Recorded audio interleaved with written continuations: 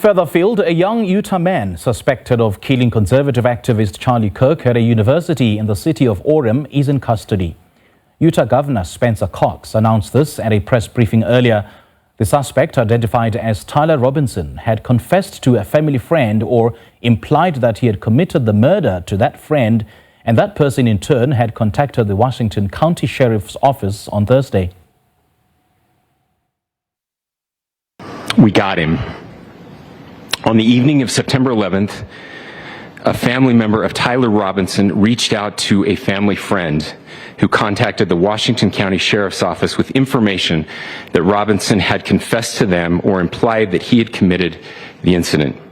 This information was relayed to the Utah County Sheriff's Office and scene investigators at Utah Valley University. This information was also conveyed to the FBI.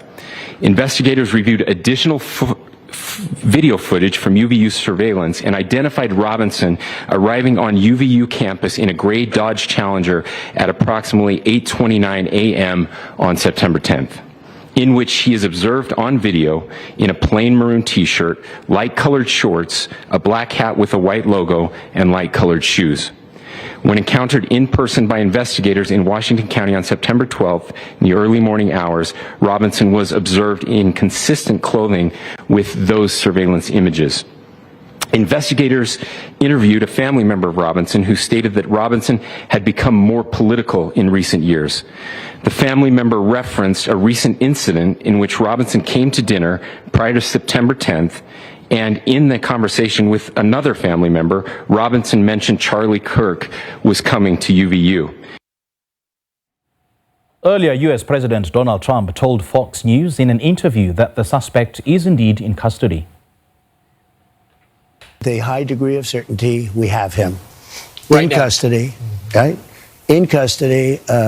Everyone did a great job. Well, it was a minister, and the minister went to a minister who was involved with law enforcement, by the way. And his good friend is a top U.S. Marshal. And they took it from there. And then it was a father got involved, namely his father, and said, we got to go in. And they, so I understand it. And again, subject to change. But, you know, the facts are the facts. We have the person that we think is the person we're looking for. But they drove into the police headquarters, and he's there now.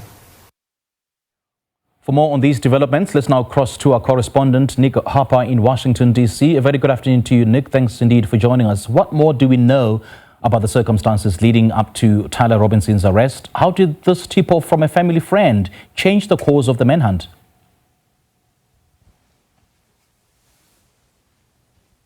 Well, this has been an incredibly fast-moving 48 hours. I mean, it's less than 48 hours since Charlie Kirk was shot, and what we've seen over the last 3 hours has really accelerated it, with Donald Trump breaking the news, first of all, that a suspect was in custody, live on air on Fox News on their breakfast show earlier today. And in the last hour or so, we have heard that press conference from the FBI Director, Kash Patel, and we heard speaking there just a moment ago, the Utah Governor, Spencer Cox, giving more details as to how all of this came about.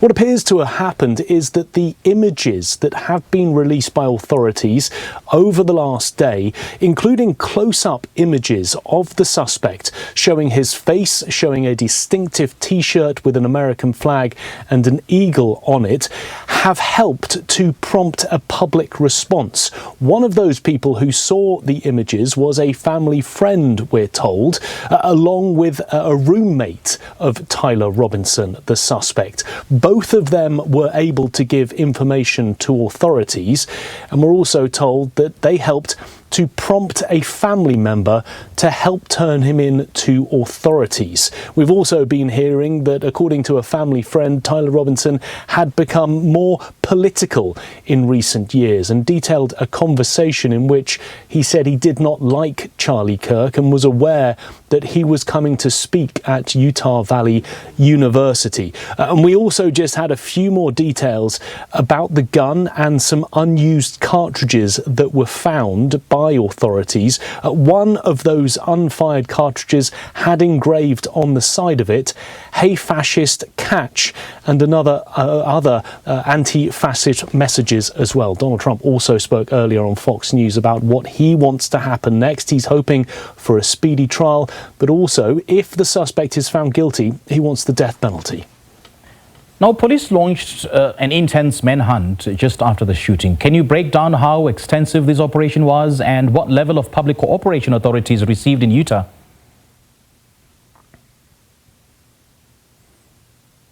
Yeah, an incredible operation involving local police, but also federal, national police, the FBI involved as well. In terms of the public response, I think really that has played an enormous part in all of this. On Thursday, they said that they would give a $100,000 reward for information that led to the capture of the suspect. We heard from Kash Patel, the FBI director, an hour ago, saying that they had received 11,000 tips and calls in relation to that. And just to put that into context, that is more tips that the FBI and authorities have received for a single manhunt since the Boston Marathon bombing back in 2013. So an incredible amount of public information coming forward. Also, digital media as well has played a part in this, because there were many college-aged students at the event filming it. So within moments of the shooting taking place, there was that video out there in the public space that authorities were able to look at. And they released video in the last 24 hours showing the suspect running away from the scene just after the shooting. That, along with those close-up stills, really helped propel this manhunt in a very speedy direction. And although on Thursday afternoon it seemed as if they had no idea where the suspect was, with the help of family members who were able to recognize him, I think this has all pushed it to the conclusion that we are now at.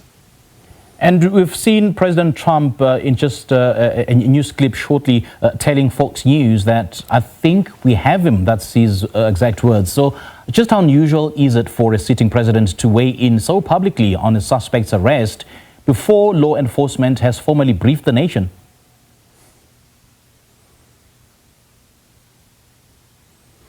That's right. I mean, this is certainly unusual for a president to do it in that way, and to do so publicly on national TV, live on air.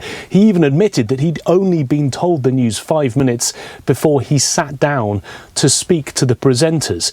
Normally, that type of information, as you mentioned, would come from law enforcement authorities. But I think what is different in this case is how close Charlie Kirk was to the president. He held incredible influence and sway at the White House. We're told that he had very much a personal friendship relationship, not just with the president, but the president's son, Don Jr. as well. The vice president, J.D. Vance, was a close friend, we're told, as well, of Charlie Kirk and his family. We even saw J.D. Vance fly out to Utah on Thursday so that he could personally escort Charlie Kirk's casket to Arizona, taking the casket on Air Force Two. There was that close relationship. And it's worth bearing in mind the influence that Charlie Kirk also had on the president's campaign. He was able to tap in to the conservative right of the Republican Party. He was able to motivate college-age students to vote for Donald Trump. And in many ways, that ability to motivate the youth vote in last November's election can be credited to Charlie Kirk. Donald Trump is very aware of that. And as well as that personal connection he had with him, it is clear that he himself has been shocked and devastated by what we've seen. We've even heard from President Trump saying that he intends to attend the funeral that could take place as early as next weekend. All right, Nick, great chatting to you. Thank you so much for your update.